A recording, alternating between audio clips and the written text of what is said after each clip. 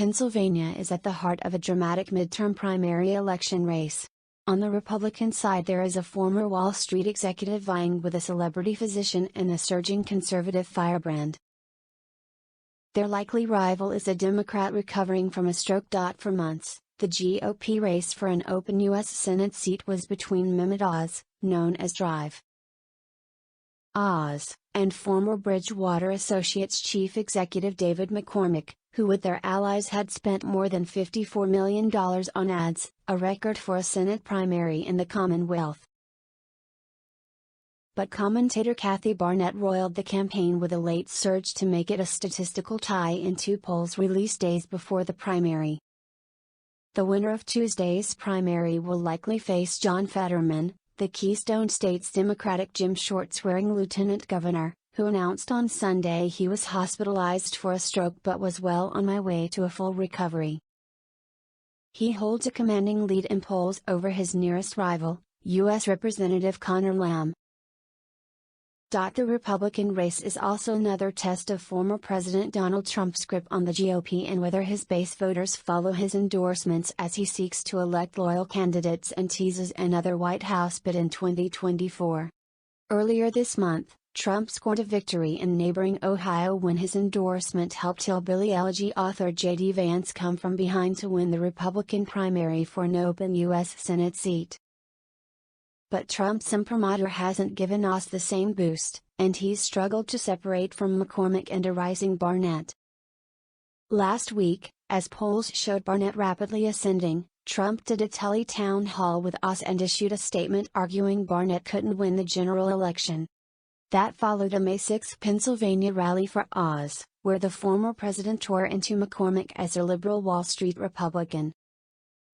While Republicans are favored to take the U.S. House in this year's midterm elections, Democrats have eyed the Pennsylvania seat of retiring Republican U.S. Senator Pat Toomey as a potential pickup to maintain control of the upper chamber.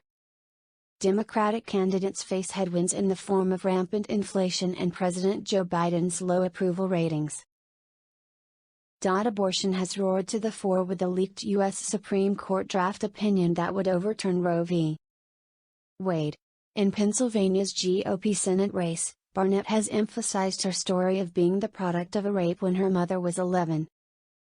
Barnett has also aligned with State Senator Doug Mastriano, the leading Republican candidate in the crowded race for the Commonwealth's open governor's seat and a prominent supporter of Trump's false 2020 election claims.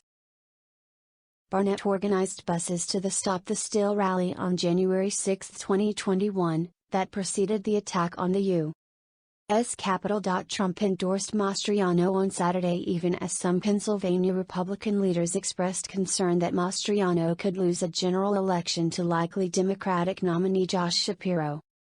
They have staged a late effort to coalesce behind former U.S. Representative Lou Barletta. Barnett's rivals also argue she would struggle in a general election because of her previous homophobic and anti-Muslim comments, as well as her largely unvetted background. Oz said in an interview after a campaign stop in suburban Philadelphia on Saturday that Barnett's comments disqualify her from serving and that Republicans would lose the seat if she were nominated in part because she's an unknown. Barnett responded during a stop at a car show in Philadelphia on Sunday that most of the comments are old, half-thoughts taken out of context, and that she finds Oz's ties to Turkey disqualifying. Oz has said he'll renounce his Turkish citizenship if elected. McCormick hasn't focused on Barnett but has called Oz a Hollywood liberal and cited comments on his Drive Oz show and other forums to accuse him of flip-flopping on issues including abortion, fracking and gun control. His positions that he said in his own words over 20 years don't line up with Pennsylvanians, McCormick said in a May 6 interview. A West Point graduate who served in the Gulf War and was a U.S. Treasury Undersecretary for International Affairs under George W. Bush, McCormick's campaign mantra was that he is battle-tested, and that he will be someone who will be a conservative leader in the Senate. McCormick was endorsed by U.S. Senator Ted Cruz of Texas, who campaigned with him in the final days of the race, as well as former Secretary of State Mike Pompeo. Oz said the endorsements from Trump and other leading Republicans prove his conservative bona fides. He said he can best appeal to suburban women and voters who will decide a general election because they know him from his long-running TV show. "I'm positioned to win it because for 13 years, I've been in everyone's living room, everyone's bedroom, talking to them about things that matter to them," Oz said in the interview on Saturday. Oz and his allies have hammered McCormick for his ties to China, a major issue with working-class voters unhappy about outsourced jobs and the coronavirus pandemic, especially Bridgewater's billion-dollar fund there. Analysts said Barnett, who ran a tenacious campaign despite spending less than $2 million, including only $199,000 on ads, according to @Impact, received a look from many undecided voters as McCormick and Oz discredited each other. She was helped in the last week with a $2 million ad buy from Club for Growth Action and an endorsement from the anti-abortion Susan B. Anthony List. Barnett, who would be the first Black GOP woman elected to the U.S. Senate should she win the primary and general elections, said her campaign gained momentum after Trump's April 9 endorsement of Oz. People began to actively get off the sidelines and start looking for a conservative, Barnett said in a May 12 telephone interview.